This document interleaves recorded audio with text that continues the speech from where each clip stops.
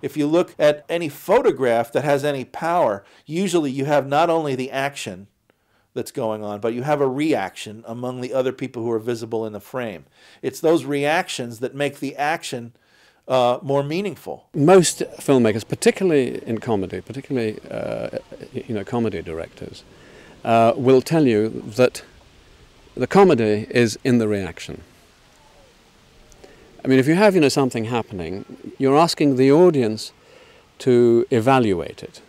But if you have a reaction, then it's somebody within the story who's evaluating what has happened. Otherwise, we are being asked to evaluate it, and that's too open. In comedy, you want to be narrow and focused, so that if you have the reaction of another character, then you know where to take your cue from. That in comedy, as I say, that if you don't have reaction shots, you don't have a film. You really don't. It's very difficult to make the audience laugh directly at something. It always has to be indirect. He would say that one of the ways that you know what's important is the scene is by showing us the reaction of somebody else. It may appear to be very innocent kind of information that's passing between two people, but if you have that third person to cut to, and you see that reaction, you as the audience say, ooh, this is a lot more than I thought is going on here. Because you were able to see the reaction. Someone was telling you that it was important. The information is less interesting than how the information is being received. So if the receiver of the information is not seen receiving the information, we don't know how they feel about the information. Sandy was very fond of the principle of the other skier, as he called it, which he drew that out of a Charles Addams cartoon. He would show us a New Yorker cartoon, very famous cartoon, that would show a tree in the forest and two ski tracks coming down to the tree, and the tracks would go around the tree and continue on. Now that's sort of an interesting static frame. He says, and what's missing? And we didn't quite know. And he said, the other skier. And then he would show us that he had actually doctored the New Yorker cartoon, and he had cut out the little man with the skis who's walking up the hill, who's like looking at the tree with the tracks going around and trying to figure out what had happened. That look of wonder on the other skier's face seals the image, makes it work as a joke. Often you go to the reaction because that's where the story is. The action isn't important. It's the reaction that is important. I mean, for instance, in the scene from Homer, that I've just mentioned, it's Andromache's reaction to the fact that her husband died. The fact that Hector died is one thing, but Hector's wife seeing it gives you a completely different perspective on it, because you know that her future is black. As an editor, you've got this ability to show the action and the reaction in some either quick succession or not. And so the notion that you set something going and the responses, which may all be contradictory, can be presented extremely quickly by cuts, say different responses to an idea around a room, 3 or 4 close-ups of people's faces with the most minute flicker in an eye can tell you volumes that to describe on the page would be ludicrous, but the cut can do it. And of course, editorially, you're always seeking that marriage of action and reaction because it's so volatile. The essence of drama is choice-making. When we talk about action, that is, what does a character do? What a character does comes from choices that the character has made or habits of response that the character possesses. So that what's revealing about action is that it's the character turning themselves inside out. The action is the outward manifestation of their spiritual condition. And through their action, we glimpse their souls. The making of choices usually precedes action or speaking, which is a kind of action, so that when D.W. Griffith said that the camera photographs thought, which I think is the single most potent idea in the whole area of film, that the camera photographs thought. In a well-edited scene, if you look at a scene dramatically and you say, now what's happening in this scene, you will see that somewhere in that scene, one of the characters makes a choice that changes the whole direction of the story. It's one of the milestones on the journey of the story. That's your close-up. And in a well-edited scene, the editor is, the camera is going to be on the person who's reacting, not the person who's acting, because the reaction is the source of subsequent action and the point at which character is revealed most profoundly. There's a scene in Coal Miner's Daughter where Patsy Cline has just died in the airplane crash. And Loretta's in the bed with Boo, her husband. Tragically killed early this morning in a plane crash near Dyersburg, Tennessee. Now we each had a chance to block out how we would do this. And we're all frisky, young, smart director types, and we know all the angles and the close-ups and everything. And I had this great construction about panning from the clock to her and the thing. And it was all absolutely, could have gotten a job on that tomorrow. And we were all very happy that we had cracked this thing.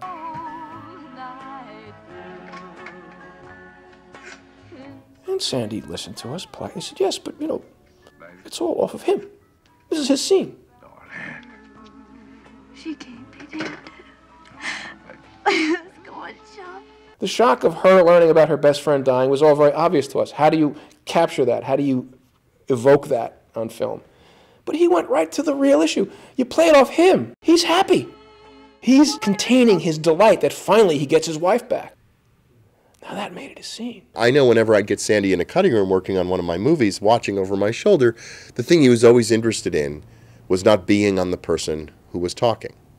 So that in the sense, once again, at its core, that's what makes a movie, is that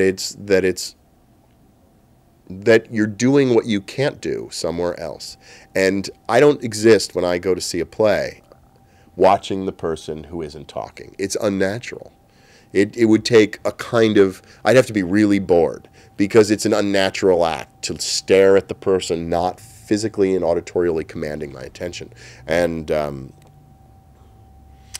film, though, is uniquely suited to unnatural acts like that, to guiding us and taking us and forcing us to see that which our own eyes and ears in a normal seeing situation would not go to. Sandy's training, of course, was in art, and as an art director in advertising. He worked at the agency J. Walter Thompson in the 30s, and he said one thing he learned from that was the way an art director can lead the reader's eye through an advertisement, making sure that the reader will pick up on the important points, not necessarily expecting them to read every word of the text, because a reader doesn't necessarily read a magazine for the ads, but that they will pick up on the essentials. And he said this is very much what a film director is doing. He's leading the viewer's eye to a particular element or particular elements within a shot. And you don't necessarily do that by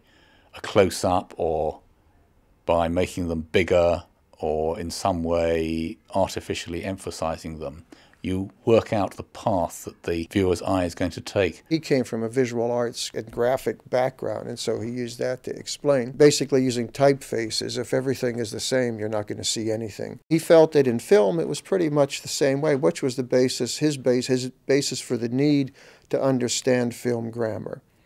Filmmaking is relative. Shot size, camera placement, everything is relative to what came before it. The layout man is given a piece of copy and a headline and a picture of the product, and then usually a piece of what they call artwork. Artwork simply means something that's not words. And you take it and you put it into a certain area. And what the junior art director does, what I graduated to very rapidly, was taking people who had designed advertisements for half-page 8x4 and turning it into a 2x4 or into a single column or whatever it is, and rearranging these things so that there is what they call an eye path, so you grasp by this and you follow that and whatnot here. What does a director do but that? Sandy used to talk about a movie being a single point of view as seen through the eyes of a ubiquitous winged witness. That is, this little one-eyed thing that can move around in a given scene or situation and instantly jump from one place to another to show the audience what they need to see and nothing more in that moment.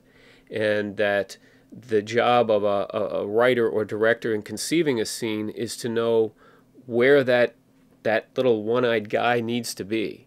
Does he need to see the room wide? Does he need to somebody's single eye as it twitches? The movement of that witness in time, jumping around, is the forward momentum of the movie. Sometimes as a director, when you don't know where to put the camera, the problem is the scene doesn't know what it's about.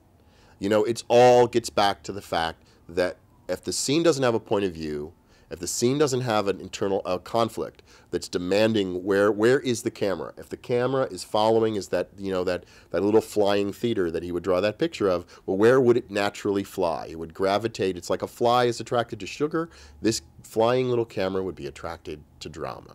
And when you don't know where to put it, in a sense, you're at a loss to know where the drama is in your scene. Sandy would say, as you're doing something, imagine how you would cover it. How would you direct it? What would you, we're going to go have coffee tonight, and I'm going to tell my partner at coffee that I'm firing him, okay?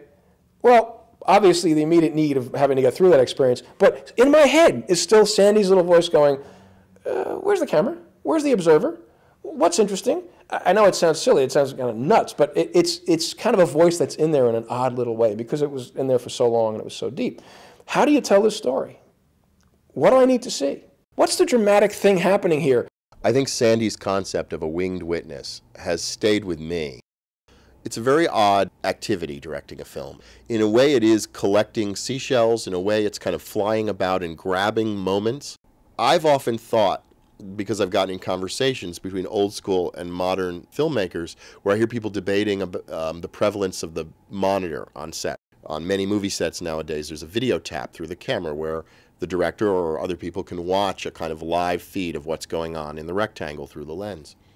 And it's often made me think, the way modern directors, including myself, love to watch on that tap, what exactly are we doing? Why are we, in a sense, are we separating ourselves from the actors? And I often think of Sandy's handout and think, no, what we're trying to do is to be that little movie house flying around.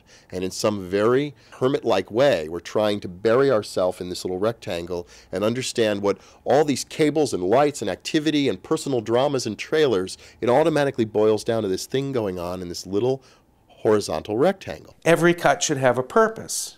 It should be revealing something, a new piece of information, or emphasizing something to make a certain story point. Unfortunately, now you see a scene with 50 cuts in it, and hardly any of them are done for a specific reason, a storytelling reason at least. You have to assume that a director has taken a shot because he or she believes there is a certain life in it, because it directs the audience's attention to something which you think is important. Now, if that is the case, then don't cut into it. Let it live. Let the shot breathe. Now, what tends to happen is that when editing students apply to a school or to a department, whatever, they will always show you something where they've made 100 cuts.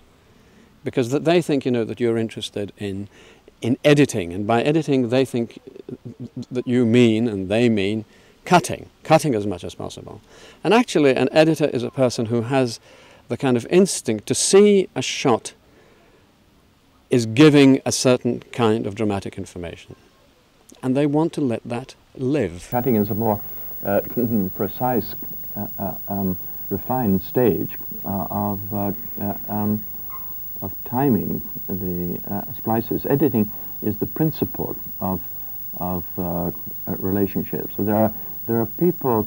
Editing is the kind is done. I think has got to be planned on the floor and conceived in the script. Cutting doesn't. The brilliant cutter, having put together an assembly which is well edited, will then see the things that can be done of little sort of changes and, you know, a little glimpse of this and here, whatnot, tiny adjustments that will give it an extraordinary greater richness.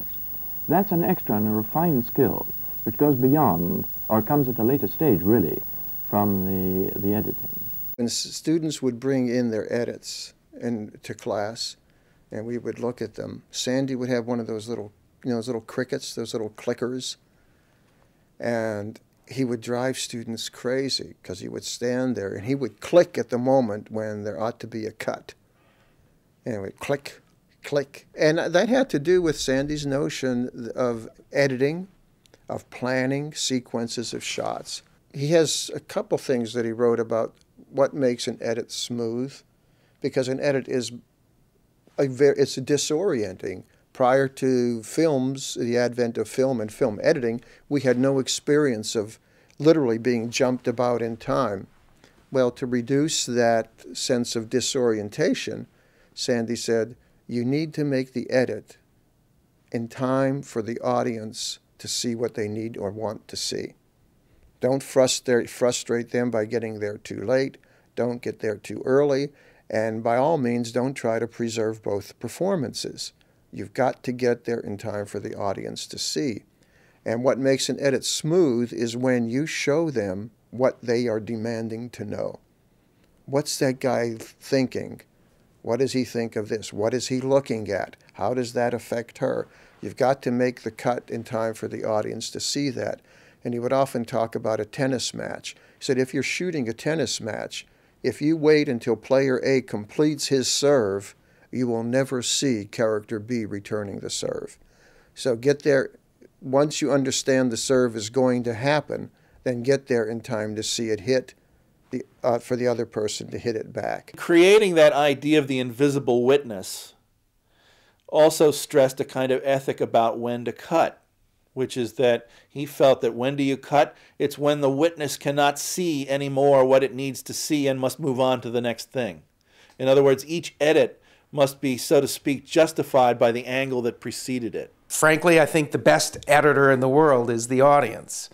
If you have a well-staged master shot, the audience will decide where to cut from character to character. The giving birth to the film happens in the cutting room because the pieces, when they come to you in some odd way, or in my rather perhaps cynical view of it, they seem quite dead. They are dead until they are juxtaposed and they sit correctly in the progression of ideas. The marvellous thing about film is montage, which is the key to what we do in here. Montage being shot A plus shot B equals shot X, which is the one in the audience's mind, which you get for free, if you get it right. You cut for when you need to see something else, or you need to advance the ideas that are in the audience's head. One of the golden phrases in the cutting room is always cut to the new. So it's either a new size, which gives you an emotional development, or it's a new idea, or it's a new advancement of dialogue, whatever. So don't show the same thing twice. It should always advance. It's just working out what that advance should be is the tricky bit. The trick of a director is to place themselves in that theater with an audience seeing the movie, which is just the result of all that mechanical work to get that little one-eyed witness in all those different places in time, and creating more than the sum of its parts, creating a reality that in fact does not exist but is now hopefully seamless to the audience. And the audience, if the movie's good, don't even perceive that that witness is jumping and that each cut is a cut because they want to see what each new position is showing us.